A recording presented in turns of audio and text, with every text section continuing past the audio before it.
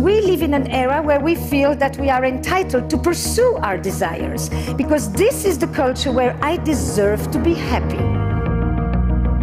It seems like most people all want the same thing. We want to be loved, we want to be treated well, we want them to care as much for us as we do for them. Let me tell you something, God's way works. Monogamy used to be one person for life. Today, monogamy is one person at a time.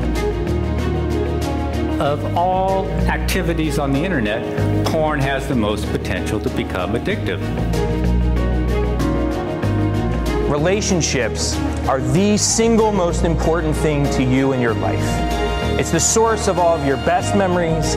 It's the source of all of your worst memories.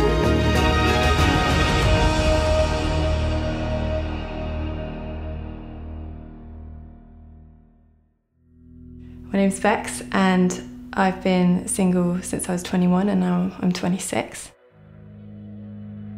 The fact that there isn't a special someone who's really close to me means that I have to rely on my friends, and it brings a depth of relationship that I think may not necessarily have been there if I hadn't been single. It's important to realise that that this is serious stuff, particularly the older I get, the older other people get. You don't want to mess people around. Like maybe in the beginning we all look for like a long list, and it's all a bit immature, isn't it? So, you know, tall, dark and handsome and all of that, and I think that's one way of looking at it. I think if we're all honest with ourselves, we want someone we're attracted to, and that encompasses that list of qualities. But for me, I'm often thinking what's the most important, what's closest to my heart, and I think that's one of the things that's closest to my heart, is to be emotionally articulate with someone, and then for them to reciprocate. I refuse to pause life and not live life to the full. I don't want that to be me. And I don't think that's particularly attractive either. I think that people always say that be the person you're looking for is looking for. I want to be the best version of me that I can be, and that's all about embracing what God's teaching you. I do feel that this is a really valuable time I'll look back on, and I don't want to look back with regret. I want to look back being proud that I've travelled and I've experienced life and embraced things that I wouldn't have been able to embrace if I've been in a relationship and have time for people. You can look at it really negatively. It is frustrating, it is hard, but I know it's like the whole tapestry thing. It feels like God is teaching me, God is shaping me, and I'll one day look back on this and the tapestry will make sense. It'll be a further back perspective, and I won't look at that and go, well, that was a waste of time. I'll look at that and be proud and honoured that God taught me those things and shaped me. So I think it's a vital time. It's not easy, but it's vital. I don't quite understand how people do it who haven't got a faith, because you must feel like you're in some sort of random turbulent storm. I don't think it's easy. I don't think singleness is easy. I don't want to be single, but I can see the strength that it's teaching me. I do not want to pause life. I want to fully embrace it, and I won't let singleness stop me. The Bible is surprisingly open about sex. It's surprisingly frank about sex. It's surprisingly pro-sex. I said last week that God is not just pro-sex, but even more than that, he's pro-you. The whole idea that sex is God's invention. rather than just allowing us to reproduce asexually by cloning ourselves. God says, no, I've got this great thing, and it's going to be powerful, and it's going to be wonderful, and it's my gift to you. Just to prove what I'm talking about, did you realise there's a book in the Bible, a whole book in the Bible, and it's just an erotic love poem. There's no mention of God. There's no mention of faith. There's no mention of sacrifice or the temple or the people of God. It's just a story about a girl and a guy. And it is amazing. It's powerful. In fact, in some traditions, the old rabbis, the old Jewish teachers, they said, look, this thing's so out there that people that are under 30 years old shouldn't be allowed to read it. Because it's just going to get all kinds of ideas and it's going to be crazy. But it's a beautiful book. I would really love to encourage you to read the book Song of Songs. And you might need to look up what the grapes stand for and what the fruit represents and what the coconut is. But basically, you get the gist. You get the gist that this is something, and it's written in a very pure way, but it's written in a very frank and honest way. I'm going to take you through it, and you're going to wonder what this has got to do with singleness, but bear with me because it will become clear. Basically, the book opens, and it's told from the perspective of a woman. This is a woman who's got kind of desires and longing, and she falls passionately in love with this guy. And it starts with this. This is literally the beginning of the book. It's the most amazing book opening you can imagine. It says this: Solomon's Song of Songs. In other words, Solomon, who was one of the ancient kings of Israel, this is about 1,000 years before Jesus Christ. He basically wrote over 1,000 songs. But he said, this is the best song. This is the song of all the songs. Let him kiss me with the kisses of his mouth, for your love is more delightful than wine. And if that sounds familiar to you, if you're old school, you'll know that that is a song that Madonna ripped off. Kiss me with your lips, your love is better than wine. Know that one? Yeah. No?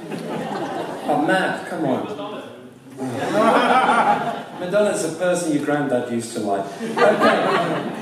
But it's seeped into modern culture. But essentially you have the first two chapters of this woman finding a man, the lover and the beloved, and that they just pour into each other's hearts all this kind of adoration, and I love you, and I'm so into you, you're so hot, and you're so amazing. No, you're so amazing, and oh no, you're teasing. And it goes on like that. And then in chapter 3, there's a little bit of a kink in the relationship where she gets a little bit insecure and she thinks, well, does he really love me? Is this really real? But they get through that, and then you see them have this incredible wedding, and they get married. And then in chapter 4, the whole of chapter 4, listen, you read Song of Songs, read chapter 4. I've been censored. Chapter 4 is amazing, because in chapter 4, it's literally, the whole chapter is their wedding night. And it's very, very forthright. I mean, there's a lot of stuff going on there. And it's just, you know, you're a walled garden, my bride. Well, the garden's open to you, my love, and oh, here I come into the garden, and I'm in, and, you know, it's amazing. And then, amazingly, a weird thing happens. At the very beginning of chapter 5, in verse 1, you get this other voice. And up to now, it's just been basically the lover and the beloved. It's been the woman and the person that she loves, her lover. And they've been responding to one another. But then this other voice comes in. He says, eat, friends, and drink. Drink your fill of love. And this is where the genius of the book comes in. Because I said that God isn't in the book, but actually God is all over the book. He's there in the shadows. He's there upholding the whole thing. He's there nurturing and enabling and facilitating and speaking into their relationship. And it's like after this night of passionate lovemaking, God speaks and God says, have at it, enjoy it, drink your fill. This is good. I'm pro you. This is fantastic and I want you to enjoy this. I'm not the kind of guy that wants to just repress you and depress you and condemn you. I want you to enjoy this. This is my gift to you. Eat and drink your fill. And then in the following chapter, there's another little mirror of what happened before their marriage. There's a little moment, a little wrinkle, where the relationship seems to go through a little bit of troubles, and there's a bit of friction, there's a little bit of tension, but they work it through. And then it carries on. It says, the best stuff, the best stuff. is yet to come. It's those final couple of chapters when they go in, there's a lot of love making, but there's a lot of kind of appreciation and love and passion and tenderness, and it's just beautiful. And then it ends in chapter 8, and it ends with a kind of, let's take a step back, let's look at the relationship that we've got, and it's a bit of an epilogue, it's a bit of a kind of, what have we learned? What's the important thing to take home? And it is this incredible, it's quite a famous passage, and you may hear it sometimes at weddings, but she says this, under the apple tree, I roused you.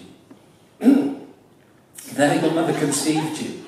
I mean, I find it fascinating that 1,000 years before Jesus, you've got the Bible describing sex between husband and wife in a beautiful way, and it's not like the woman's just kind of like that. The woman is active and participating and initiating, and she's arousing him under the apple tree. And there your mother conceived you. That's kind of odd. There she who was in labour gave you birth. Well, you know, it's a circle of life. But she says, place me like a seal over your heart. Like a seal over your arm. In other words, there's something very beautiful about their relationship. And she's saying, I want your heart to be sealed up for me. I want you to just be mine. I want you to just belong to me. I want you to be all of me. All of me. And I want to be all of you. I want to be in a kind of relationship that has that special seal over our hearts. The love is as strong as death. And this is not the word that is used about erotic love. This is just a general love of the love between a man and a woman, the love between friends, the love that you can have for yourself, but also the love that God has for us as people. That word, love, the same word in the Hebrew is used over again. I'm the God who loved you and brought you out of Egypt. But she says, love is as strong as death. It's jealousy, unyielding as the grave. It burns like blazing fire, like a mighty flame. Many waters cannot quench love. Rivers cannot sweep it away. If one were to give all the wealth of one's house for love, it would be utterly scorned. She's saying love is amazing. It's a fire. It's a passion. Waters cannot quench it. It's just something unbelievable, wonderful. I said that you often get these at weddings. I was at a wedding when I was a kid, actually. It was seared into my brain. Because Song of Songs, chapter 8, verse 7, was the verse that was supposed to be read, which is, many waters cannot quench love. Just that one. Rivers cannot sweep it away. But the person reading it was not used to the Bible, maybe like some of you here, and actually read Song of Songs 7, verse 7, which is in the whole sort of making love bit. And basically read out in this wedding, you are like a palm tree, and your breasts are like clusters of fruit. I would climb the palm tree and lay hold of the fruit. I guess it's appropriate for a wedding, but you know, left an impression on me, I can tell you. Now, people think, and if you really, you're going to find it, you know, the way that the Bible's written, the way that this poem is written, it's art. It leaves a lot for you to interpret, and there's a number of different ways that you can read it.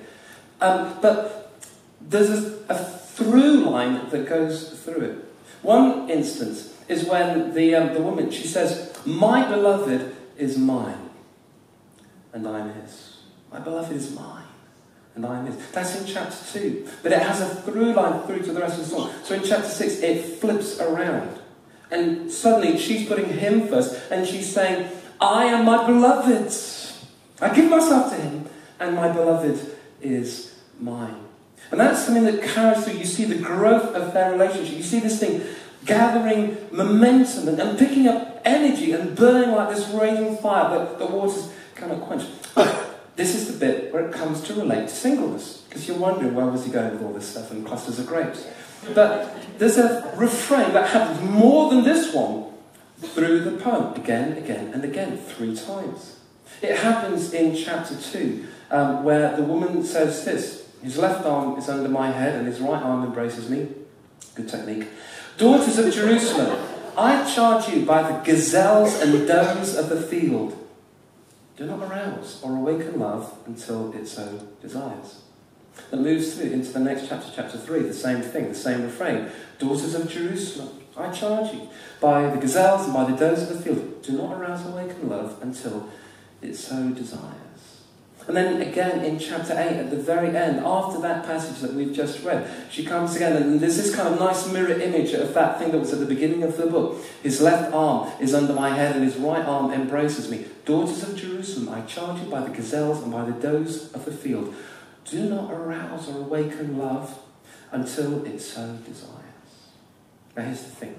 If you had, in our culture, people, whether it was in a film, or whether it was a book, or whether it was in a magazine, whether it was on a website, a blog, and they talked about how great their relationship was, how fantastic their sex life is, you would expect every time, for them to say, so go for it, it's amazing, it's fantastic, come on in, the water's lovely. You'd expect when people find something that they will do all that they can to just encourage people to go for it. Don't hold back. Don't be frightened. Don't let this thing out of your grasp. Just find something, go for it. Make it work. But actually here in the Song of Songs, she said, this is so amazing. Oh, I'm so much in love. Oh, this is all that I dreamed of. Oh, this is so good. Even going into marriage, it doesn't have to die down. The flame doesn't have to die down.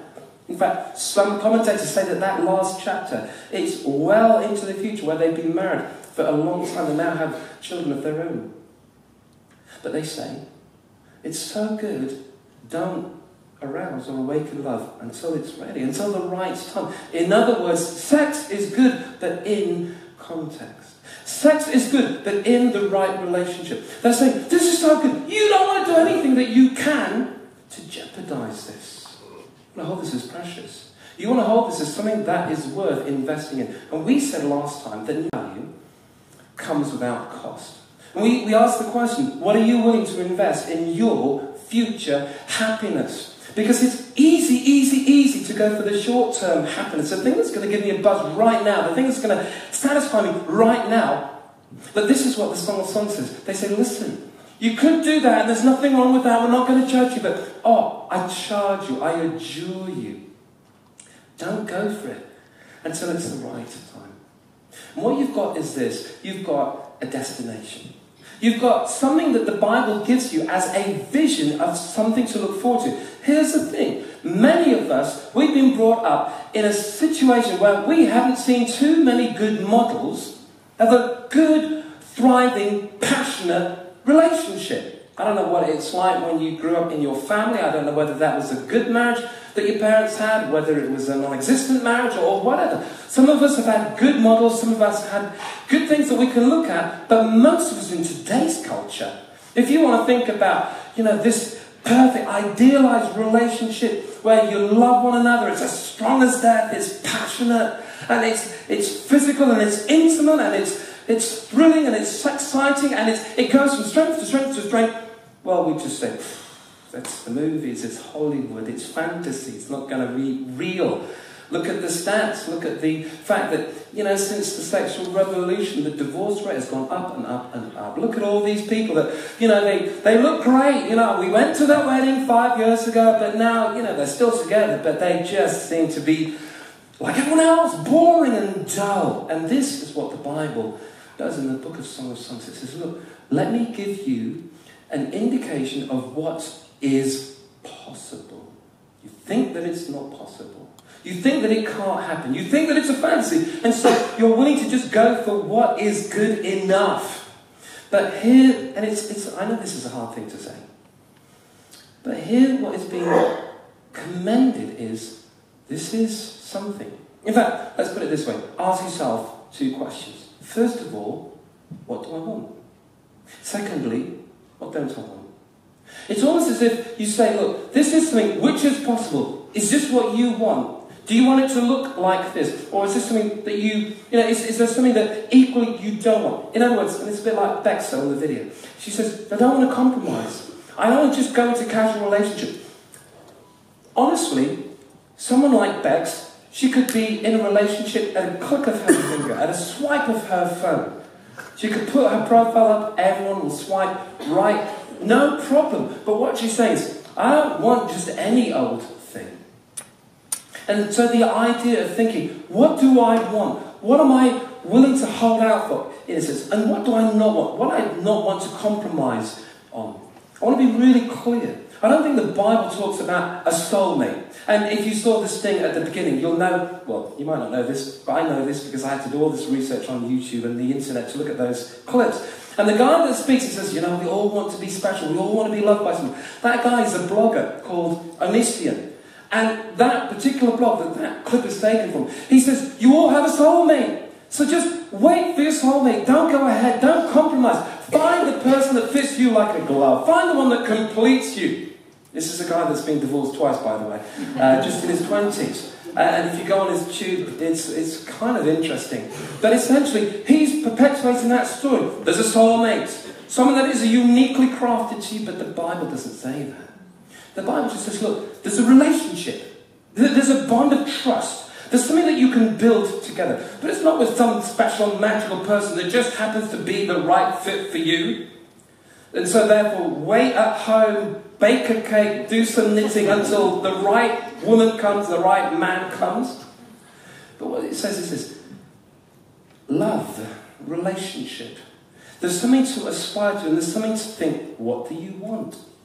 When Kate and I talk to young people that are single and are kind of asking for advice, how do I prepare for this? We'll often say, make a list. Make a list. But don't make a list that is looking for Miss Right, Mr. Right. You know, the ideal soulmate. You complete me. Don't look for someone that completes you. Look for someone that complements you.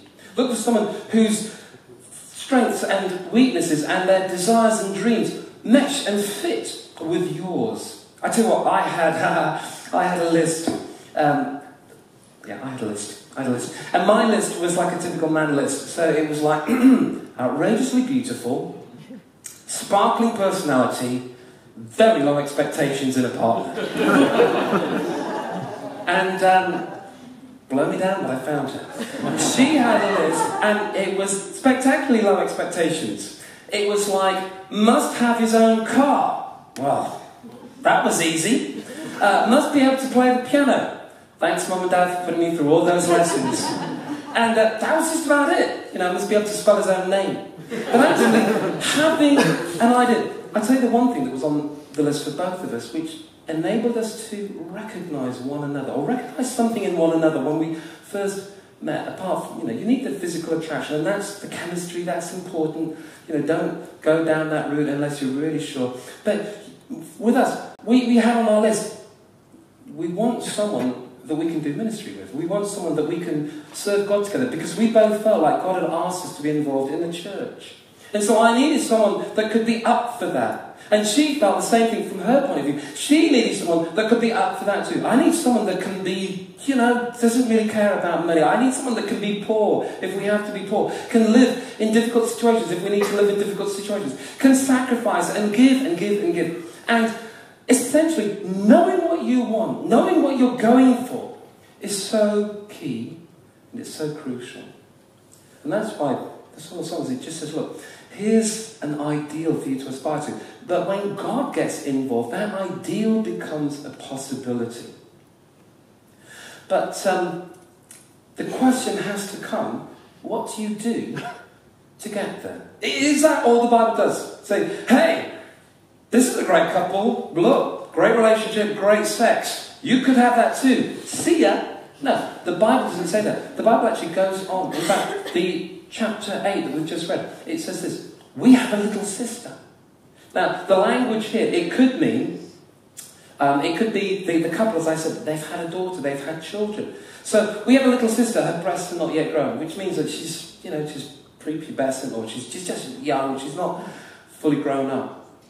What shall we do for our sister on the day she's spoken for?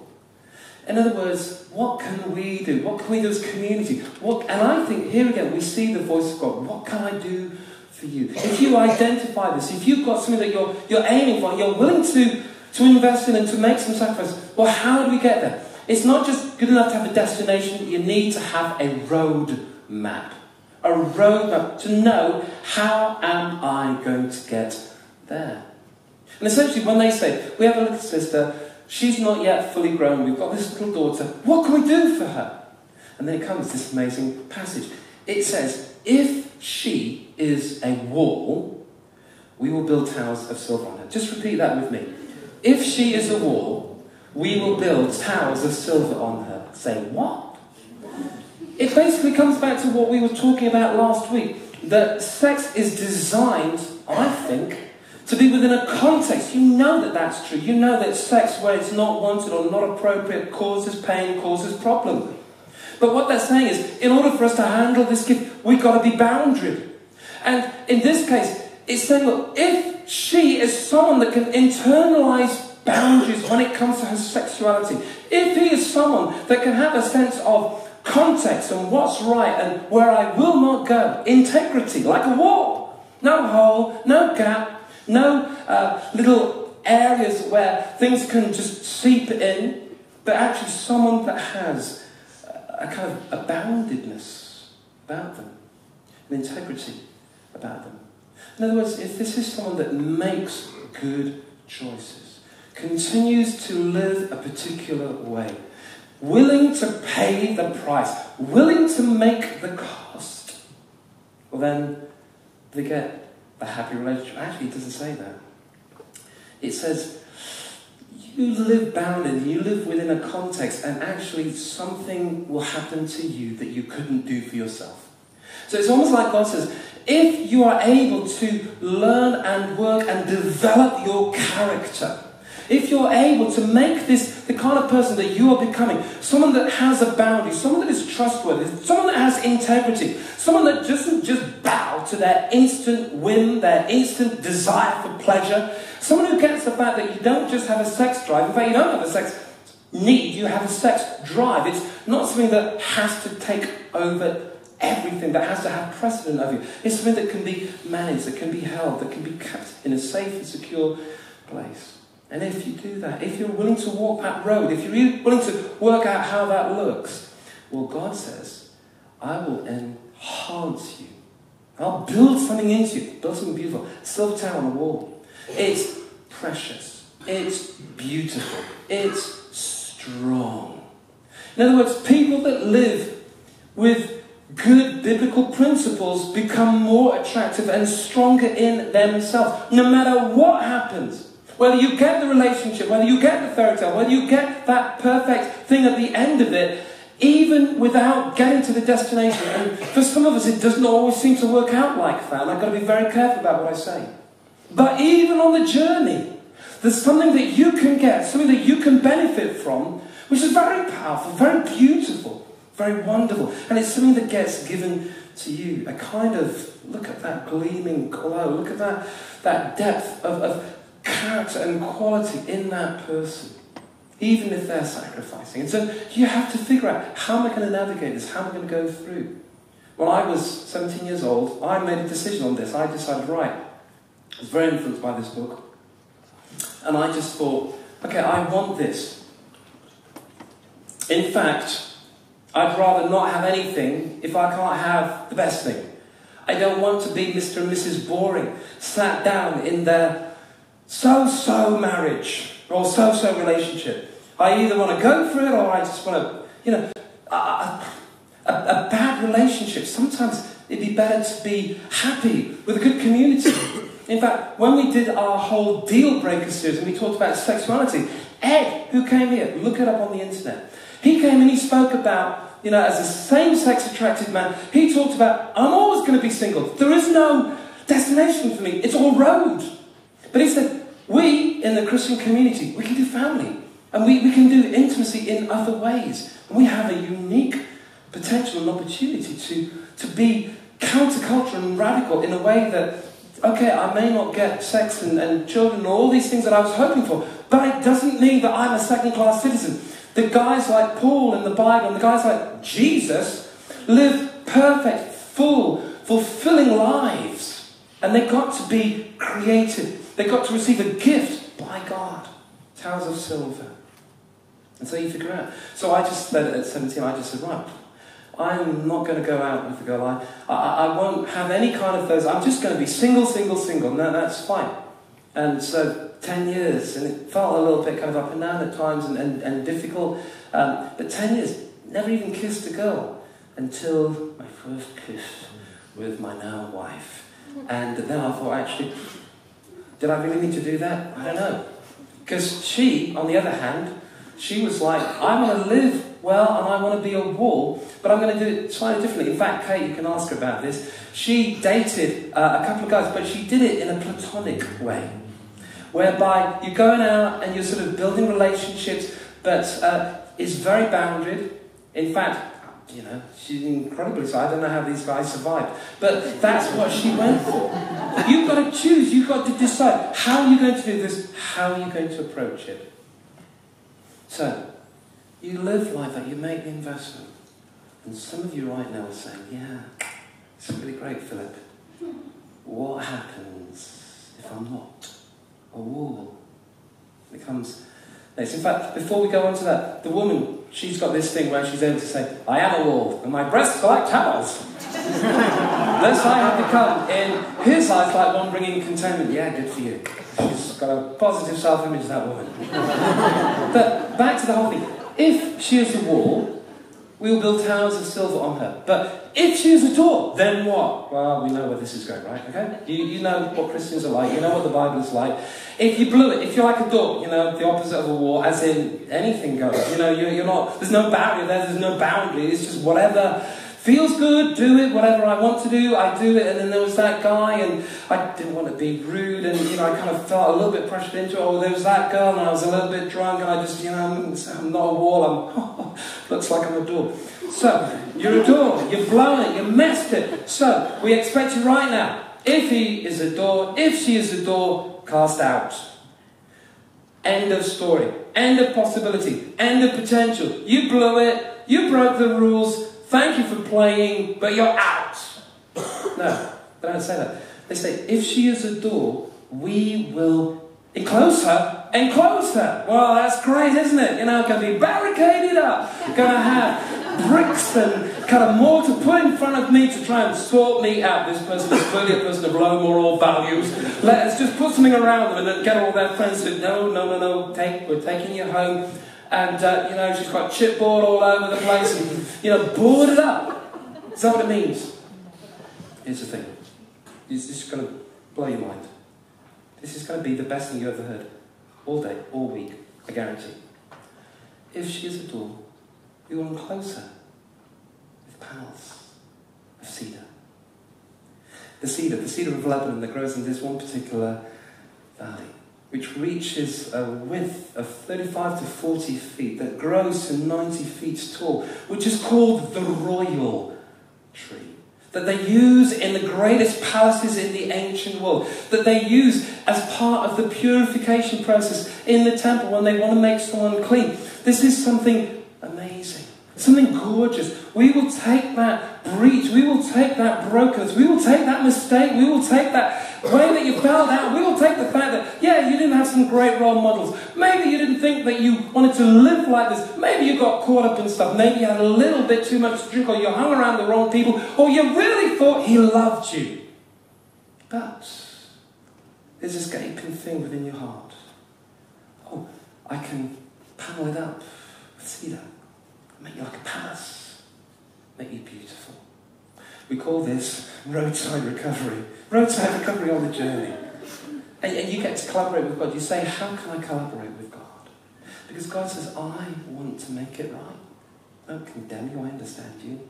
I wish you hadn't got your heart broken like that. I wish you hadn't gone down a wrong path like that. But believe me, I can take it. I can make it better than it was.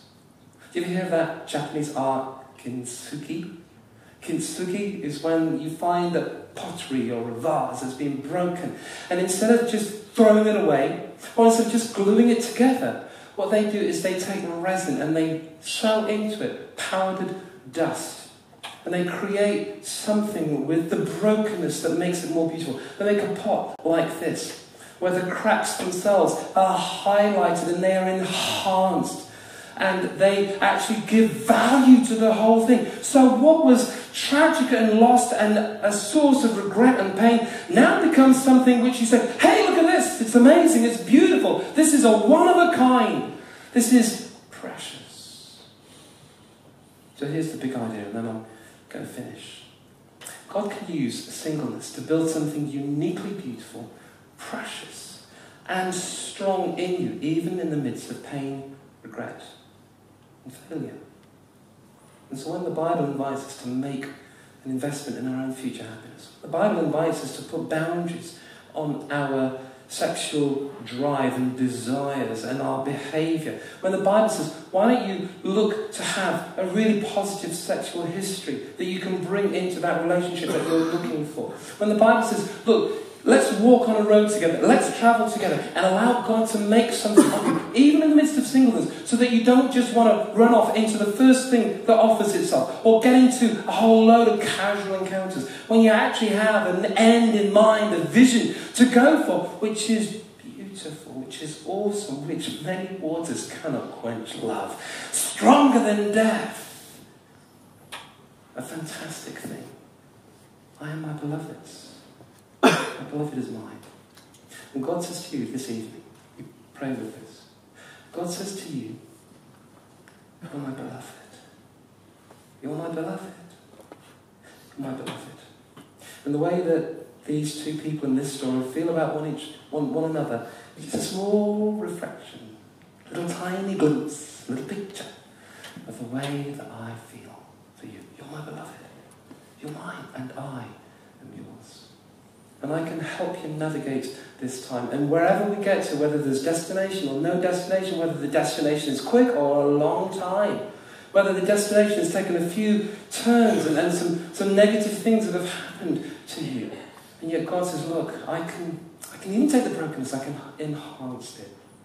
So I'd like us to pray. Next week, I'm going to be talking about, the act of sex and what it means in itself, and the psychology and the kind of the physicality behind that, what is happening to us on an emotional level as people. What gives it its power, and how does that help make relationships that are intimate and wonderfully cohesive. We'll be looking at that next week. But I want us to pray right now, so I'm going to ask you to close your eyes. And I'd like, just as the band come up, I'd like to invite you, if you want to be part of this prayer, I'm going to pray a prayer. It is a prayer saying, God, I want you to bring something beautiful, something redemptive into the lives of people here. Particularly if you're struggling with this issue, and especially if you've been hurt or broken or you've taken some wrong turns. So I'm going to pray for that, and then we're going to sing a couple more songs, and then we'll round things off. But if you'd like to be included, just as we have our eyes closed, if you want to be included in this prayer, and you want to say to God, God, please bring your work to bear in my life. I want to collaborate with you. Just put your hand up where you are. It's a sign that you're responding to God. Fantastic, let's pray. Dear God, I want to pray for every single one of us. Lord, you know that singleness is hard. Lord, for some it seems to be a walk in the park. For others it's just a daily grind. But I want to pray that you would help us, that you would walk us through it with you.